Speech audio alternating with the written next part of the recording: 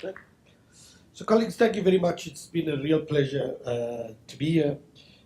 I've just spent the last 3 months in Harvard, effectively writing a book on fees must fall and reflecting on many of these issues. And there's an entire chapter, in a sense, focusing on the issue of institutional culture and the challenges around it. What I have to say is I carry on saying that as I write this book, is that I'm not going to have many friends at the end of having written this book.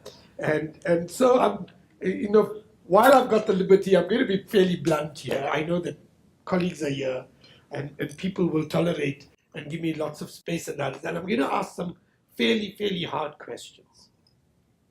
The first and the most obvious is that the conflicts that we've had over the last 2 years have had two fundamental drivers. The first is access, and the second is alienation. Access, how do poor people get access to the best universities? And the second is when they are in those universities, how do they feel at home? What are the indicators that make them feel that they're at a place that they can identify with? Those have been the two fundamental drivers, whether on fees must fall or roads must fall, but those are the issues that have been animating the discourse. I don't want to go through the story of that. You're well enough versed in that. But I can say that after having gone through 18 months, 2 years of this, the university communities are particularly fractured.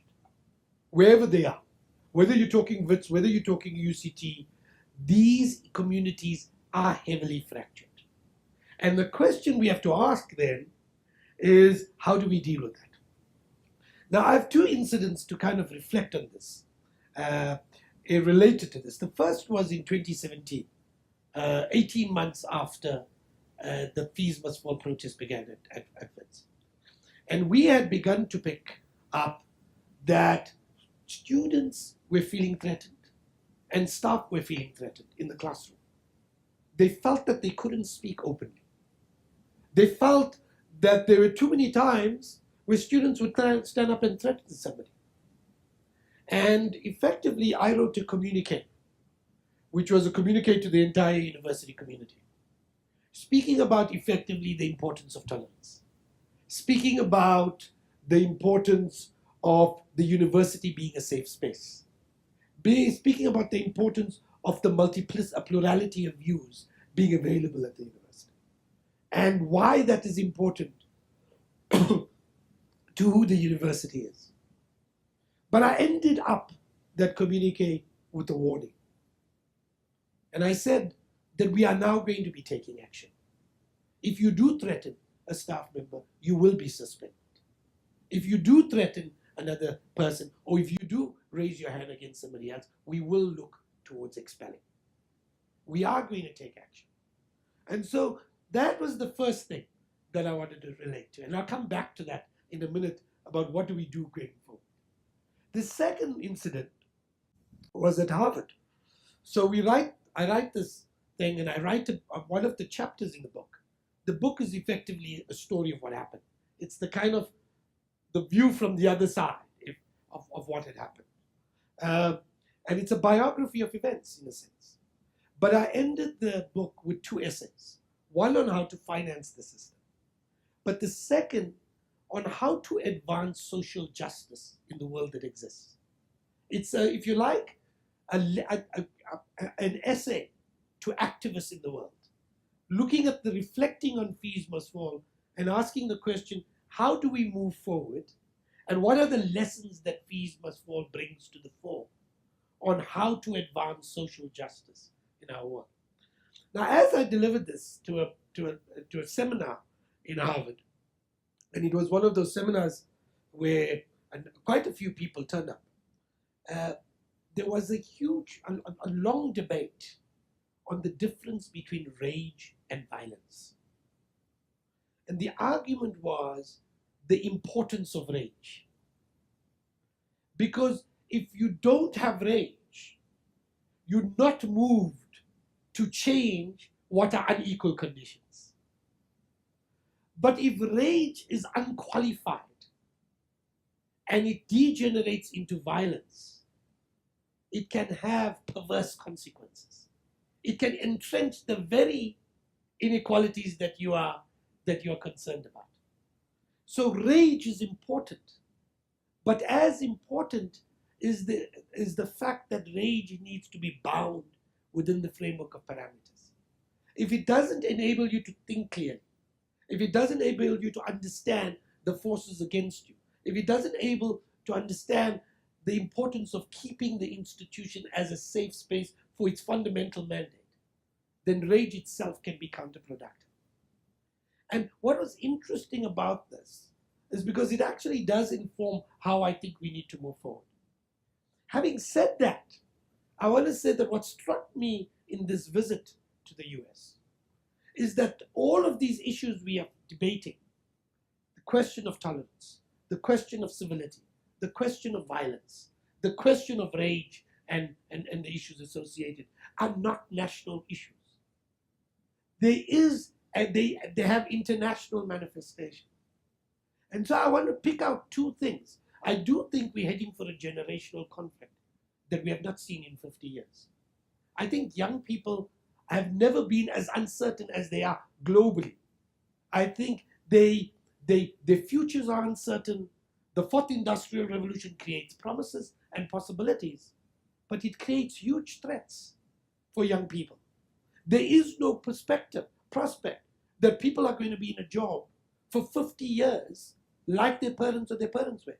For the first time, young people globally believe that their lives will be worse off than their parents. And you're seeing that manifest itself in young people going back to live with parents in the UK and the US and many other places. And so in a sense, we are heading for a generational conflict. And that what you're seeing manifestations of here are being seen in London, New York, Mumbai, Addis Ababa, and place after place you're beginning to see the same. So that's the first thing. The second is in every single one of these places where we're having these conflicts with universities, we are in very polarized political environments. So you're seeing the debates that are playing out in Berkeley, that are playing out in Yale, that are playing out all of the same things. Political tolerance, civility, race, inequality, all of these things that are playing out in these places where they have very polarized political circumstances. And those polarized political systems and circumstances are actually feeding into the university itself. It's complicating the university. And so I think that's worth saying and making the point. Here's where I think there's a big distinction in the South African case. And I think Jonathan's picked it up on a couple of occasions. And that is the party political character of the conflicts on our campuses. I haven't seen that as dramatic as anywhere else. In South Africa, that party political character is influencing our protests in a particular direction. So what you have is the EFF wins one year, the Congress movement wants to win. What do? They up the ante to make the EFF look bad. That's the thing that is playing out. When you look at 2017 and the protests at UCT, they preceded by DASO winning the entire SRC election. And so the EFF and PASPA say, we're going to show you we still have a voice. And the way we're going to show it is to bring this campus to a standstill. That actually the party political character is influencing the very nature of the way the protests are. And I think we're lying to ourselves if we don't duck, if we duck that issue. That frankly, some of the problems in this thing of our university is because there are parties in our political system that had an agenda to bring down the Zuma regime. And the reason Wits couldn't cut a deal in 2016, even though we said we support the idea, was because having Wits at a crisis was important to launch a protest on the 2nd of February against Zuma in Pretoria. That was the agenda. And there were instructions to Wits activists that said, don't cut the deal because we need that campus in explosion, in ferment to enable a broader political environment. So I think we're lying to ourselves if we don't. And this is why I think the stories that need to be told of the campuses and the protests is the narrative of what happened. Because you unravel the logic of these dynamics that are beginning to play. Now the question is, having said all of this, what do we do? I want to start off with the first question Jonathan poses. Is this permanent? I don't believe it needs to be. But I think the only way it's not going to become permanent is if we have the collective courage to respond to the moment. If we're going to duck the hard questions, if we're going to refuse to engage as we need to, I think you can make it permanent. You can have what happened in the rest of the continent, the permanent destruction of these institutions. Or you're going to have the courage collectively, as stakeholders, to stand up. And what does that require? So the first thing that I think it requires is the fundamental, the collective belief that should actors, whatever institutional actor within the university, act in ways that threaten the safe space of the institution, that we collectively have the courage to stand up. That when you stand up, when people collectively threaten the future of the cosmopolitan character of the university, that we have to have the courage to stand up to that. If we don't, you create and consolidate this very culture. So there has to be, if you like, a set of principles that we're not prepared to concede on collectively. And if you think that the future of the university is the responsibility of the Vice-Chancellor, then we're dead in the water.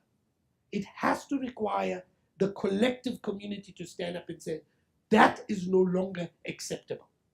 And I'm suggesting that we're not seeing enough of that. And I think that that's the first thing.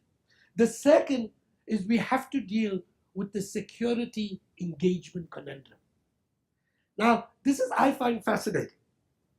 There's a whole series of academics who've taken the position that say, under no condition should police ever be brought onto the campus. Under no condition. Doesn't matter if the place is burning down. And they justify that by pointing to the notion that there is structural inequality. And therefore you understand violence. Now, under what conditions do you justify personal violence on the basis of structural violence, on the basis of the presence of structural violence? Let me tell you what the logic of that conclusion would be. If you think it's right to do personal violence on the basis of structural violence being present, you're effectively saying it's okay to rape white women if you're a black man. Because there is structural violence. And black men are subjected to structural violence. That never in the world ever, under any philosophical discourse, is personal violence legitimate in the context and presence of structural violence.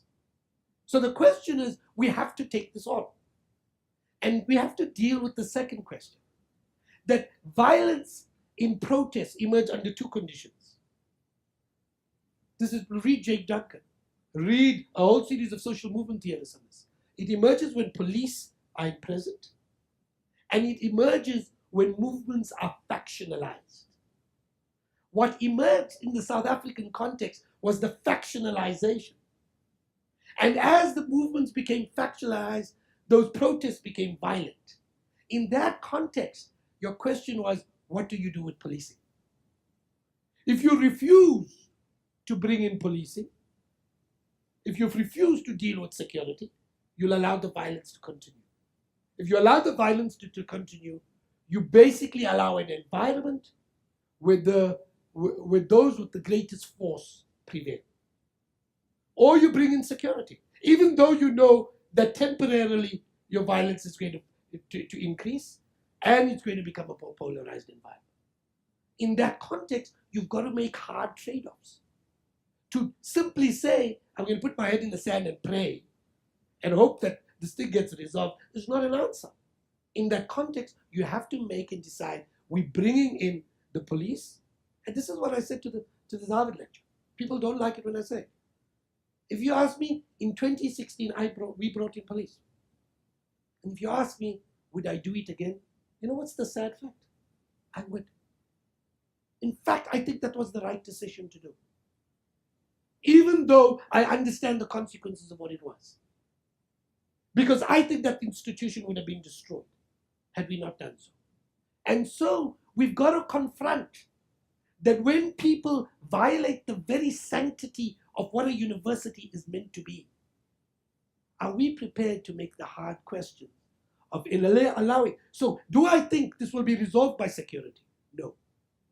I think engagement is central. But do I think that this can be resolved simply with engagement? No.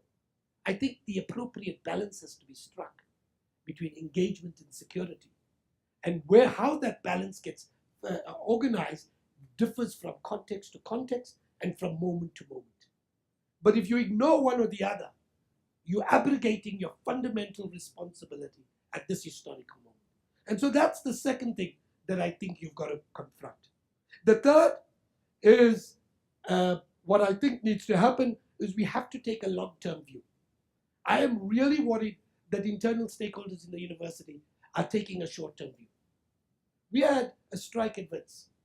On the basis, we were offering 2% above inflation. And we had a strike at the beginning of the year. At this moment, there's a strike, there's a fully blown strike at the university, at Walter Sisulu University. If we do not create a measured engagement, by the way, not only from unions, but from students, from administrators, all round, we are going to create a set of situations where we're going to tank the institution. Because the loudest voices will generate and get the most resources. These institutions will go into crisis. When they go into crisis, everybody loses out. You look for your short-term needs without any perspective on the long-term. So a more measured engagement is the third criteria. And then finally, as you're doing these three things, I think you have to resolve the structural sources of the conflict itself. That's not going to happen day one. It has to be a programmatic agenda to enable access and to address the alienation that people feel. So you have to address the issue of financing universities. You have to address the issue of curriculum reform. You have to address the issue of institutional environment. But while you're doing that, you have to create the space for the environment to be what it's meant to be, which is fundamentally a safe cosmopolitan space that is both the enabling of ideas and a plurality of ideas, but simultaneously that ideas that are contextually grounded in our reality. If you don't do that, then if you don't do the last part, which is address the structural inequalities, you'll never resolve the short-term issues. But if you don't address the short-term issues, you'll never have the space to deal with the structural inequality. That's the conundrum we face. That's the conundrum that it seems to me we need to address right at the outset. Stop there. Thank you.